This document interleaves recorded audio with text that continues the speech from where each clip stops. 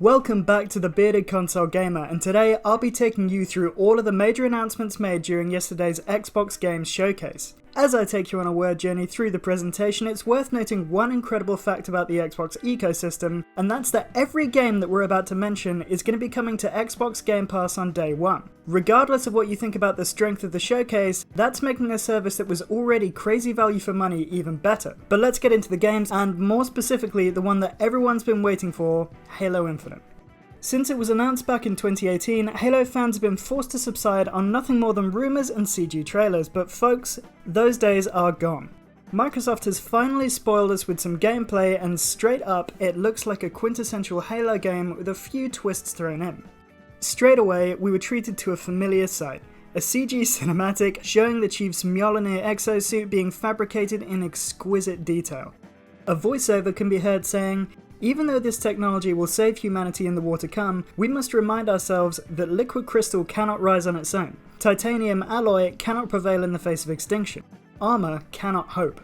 It all means nothing until you step inside." You know what that says to me? Xbox has learned from the mistakes of the past, and for Halo Infinite at least, it's going to be all Chief all the time. Speaking of mistakes of the past, Microsoft is its own worst enemy when it comes to console launches. The last time Halo launched day and date with a console was 2001 with the original Xbox. They launched the 360 and the One without the hype that comes hand in hand with a new Halo game, their most iconic franchise that's intertwined with the very identity of the platform. I mean, the Master Chief was etched onto the Xbox One X's circuit board riding a Scorpion for Christ's sake. And I mean the insect Scorpion, not the Scorpion tank from the game. Let's not get too deep into Xbox console launches now. I still have PTSD from 2013 when they essentially wrote the handbook on how not to launch a games console. Anyway, the point is Microsoft is learning its lessons, and I just got sidetracked, so let's get back to Halo Infinite. Before we could finally get our hands on that delicious gameplay, we were shown a menu screen which definitely depicts a Stargate. Shut up, yes that is a Stargate, the words Halo Infinite, and most importantly, a prompt telling you to press the hamburger button to start the demo. This suggests that the story chapter explored in the following footage is going to be made available as a demo prior to the full game's release. Otherwise, that's just a weird and slightly misleading way of presenting it. The demo sees the Master Chief and his new companion crash land on the surface of a new Halo ring after being brought down by anti-aircraft cannons. After a tense exchange, the Chief heads out to destroy said cannons, and here's where we get our fix. The first gun we see is the classic assault rifle that's been with us since combat evolved, and like in CE, the Chief quickly puts it to work, putting down some grunts. Add to this the sound of a shield recharging, a dropship flying overhead, and the sight of a Halo ring stretching out into the distance, and it feels like coming home. You can immediately tell from the footage that the game is going to have that same satisfying heavy feel that made its predecessors so great, but this time the Chief is going to be a little bit more agile. In Infinite, the Mjolnir suit comes equipped with a grapple hook, which is going to give the player improved vertical mobility, the ability to pull tools towards them, and will also let the Chief get in close to deliver a devastating melee attack. We were also given a look at a slice of the open world map as the Chief picks out the AA batteries, and even saw brutes drop down on the Master Chief from orbit. These beefy dudes belong to a faction known as the Banished, which were introduced to the game franchise in Halo Wars 2. The Banished are a splinter group that rebelled against the Covenant Empire during its war with humanity. This group has seized control of the ring on which Infinite is going to unfold. Their menacing, Thanos-esque leader also appeared in the trailer, gloating over the defeat of the UNSC in the battle to control the ring. He tells the Chief that this will be his last fight, and it'll be a true test of legends, that he should set a fire in his heart, bare his fangs, fight hard, and prepare to die well. Look me in the eye and tell me that didn't get your heart beating just a little bit faster. According to Chris Lee, the head of 343 Studios, Infinite's map is set to be several times larger than the last two Halo games combined. The game is also built to make the most out of the Series X at launch, and will be displayed at 60 frames per second with 10 times the processing power per pixel compared to Halo 5.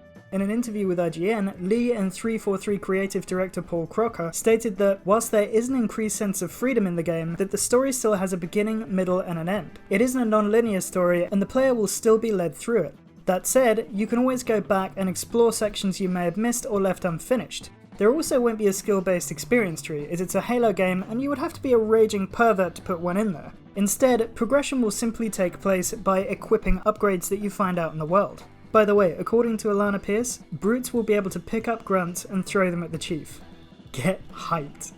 Infinite has been described as the spiritual successor to Halo Combat Evolved, and it looks like it's been really faithful to that. Just look at the way the enemies react to the Chief's helpful bullets, and the bounce of the Warthog as it slams into the ground. In terms of visual style, it looks a lot closer to Halo 1 through 3 than 4 to 5. Also, it feels like they've put effort into putting a lot of wildlife on the ring, which could lead to a more immersive game experience. I've actually seen a lot of people criticising the graphics showcased in this gameplay segment. It's worth noting that this would have been a vertical slice demo prepared for an E3 that never happened, and that the graphics could be upgraded at the point of release. Regardless, for me Halo has always been more about the gameplay than the visuals. It would be a lot worse if a Halo game looked magical but lacked its signature gameplay. Assuming that 343 Studios can avoid any unforeseen delays, the game will drop in the closing months of 2020, and we're due to get a first look at multiplayer soon. State of Decay 3 was the next game to be revealed. I enjoy these titles, but in my opinion it was placed weirdly high up the set list. We didn't get any actual information on the game beyond it will feature terrifying zombie deers and it will be coming to Xbox Series X and PC, with no mention of Xbox One. Xbox's Aaron Greenberg later tweeted that titles like this will be developed for the Series X first, and then each studio will decide whether they bring their title to the Xbox One. So the cross-generational release strategy is already unravelling. With Zombie Deer in the rearview mirror, Phil Spencer revealed that Turn 10 are early in development on the next Forza title. Turn 10 has 15 years of experience in creating motorsport games, and their next installment will benefit from being put on the next-gen system.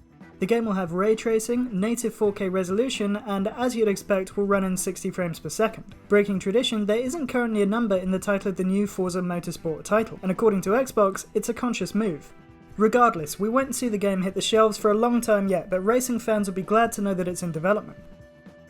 Next up, we've got a look at the upcoming game Everwild from Rare.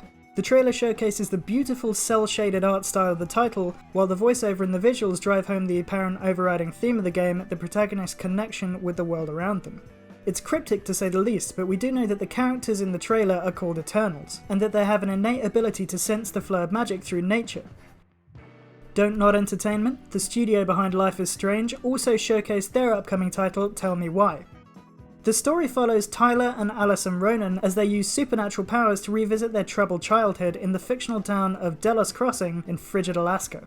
The narrative adventure game is set to tackle challenging themes, and will spread across 3 chapters, the first of which will be available on August the 27th. On another note, what the holy hecking fudge is that thing? What is it? What the fudge is it? In other news, Ori and the Will of the Wisps will be getting an updated release for the Xbox Series X.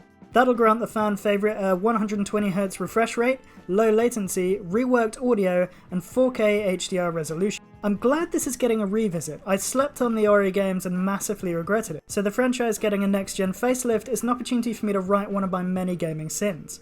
Oh, it'll also benefit from smart delivery and Game Pass, so put your wallets away, folks. Developer Obsidian's crazy strong showing at the Xbox Showcase kicked off with the announcement of an expansion to the Outer Worlds. Paralon Gorgon will draw the crew of the Unreliable to a mysterious asteroid setting complete with a new story, interesting characters, weird weapons, and new customization options. You'll get to explore the mystery on Gorgon when the DLC drops on September 9th this year. Next up for Obsidian, the studio's upcoming co-op survival adventure Grounded got a new trailer, so check it out if you're into that kind of thing. This cutesy miniaturized adventure is set to release on July 28th on Xbox Game Preview and Steam Early Access. Finally, the studio teased their next big fat juicy RPG called Avowed. The CG trailer starts with the buffest archers I've ever seen, firing off a flight of arrows a couple of miles at least before they finally pass through an undead warrior and arc into a subterranean cavern. This is seen by what may be the protagonist of the game, who fires up some Doctor Strange looking magic while hefting a rune encrusted sword in preparation of fighting what I can only assume is a Balrog. Seriously though, it's just a teaser, but it looks great. It's probably a 2022 game at the earliest, and it's been described as a true Obsidian RPG. I'm guessing that means that we're going to have the same conversational flair seen in previous games, albeit with a more serious tone. We also know that the game is going to be a first-person adventure set in the fantasy world of Europe. It's going to be a huge AAA game, with lots of people working on it and lots of resources being thrown at it, so it's a promising title to watch going forward even if you ignore the pedigree of Obsidian. On a tiny side note, Ninja Theory announced that Senua's Saga Hellblade 2 is going to be set in Iceland. It's kind of a weird little tidbit, and I don't know why they bothered including the studio at all. Why not just leave it to next time? It was also revealed that Destiny 2 is coming to Game Pass and it'll be bringing all of its expansions with it. If you're a massively lapsed player like me, this is the perfect opportunity to jump back in. The Beyond Light expansion will also be coming to the platform when it releases in November. There's also going to be a new version of Destiny 2 released later this year, optimised for the Series X with 4K resolution running at 60 frames per second. Military shooter Crossfire X also got a campaign trailer which appeared to feature a Crisis suit by any other name. Joking aside, I know precious little about the series and had little hope for the game when I first watched the showcase, mostly because I'm so jaded with these types of high-octane shooters. But on second watch through, there might be something really interesting here. Only time will tell and, hopefully some gameplay footage in the future. Microsoft's One More Thing took the form of a CG trailer for a new Fable game. There's no information here, but fans of the old school franchise will be thrilled to know that it's in production. The only thing we do know is that they kept the British sense of humour that people have come to love from the series to date, and the other thing we know is that it's still a long ways off. We're also getting a new Tetris Effect game that'll be dropped later this year, and a weird new 3D game from the makers of the beloved franchise SteamWorld Dig called Gunk. For those out there who inexplicably like getting scared for fun, I've got you covered, because The Medium has got a new trailer. Look, the story looks fascinating, and it's a cool tech quirk that the game will render two worlds simultaneously, but what in the name of Satan's fetid internet search history is that thing? No thank you. While we're on games with nightmare potential, Stalker 2 has been announced for Xbox Series X and PC, and got its own ominous trailer, so go check that out if you were a fan of the 2007 game. Psychonauts will also be making a long-awaited return. As someone who didn't get into the first game, I can safely say that Psychonauts 2 looks freaking insane. We were treated to some trippy footage and a behind-the-curtain look at Jack Black performing one of the songs from the title. I'm not sure how accessible this is going to be for people who are new to the series and don't have the nostalgia factor to draw on, but I'm going to give it the old college try. Other games such as Sea of Thieves, Forza Horizon 4 and Gears 5 will be getting free upgrades to make the most of the power of the Series X. It's worth noting that the showcase only saw games from 9 of Xbox's 15 first-party studios, so Microsoft still has plenty of bullets in the chamber. The Series X is due to launch with a lineup of 100 titles, but we'll presumably have to wait and see what the Initiative and other heavy hitters have up their sleeves until PlayStation fires their next salvo. And that's it for my coverage of the Xbox Games Showcase. Let me know what you thought about it in the comments section, along with any games you are hoping to see before the Series X launches later this year. If you enjoyed the video, please remember to like, subscribe, and stay tuned for more gaming news, reviews, and reactions.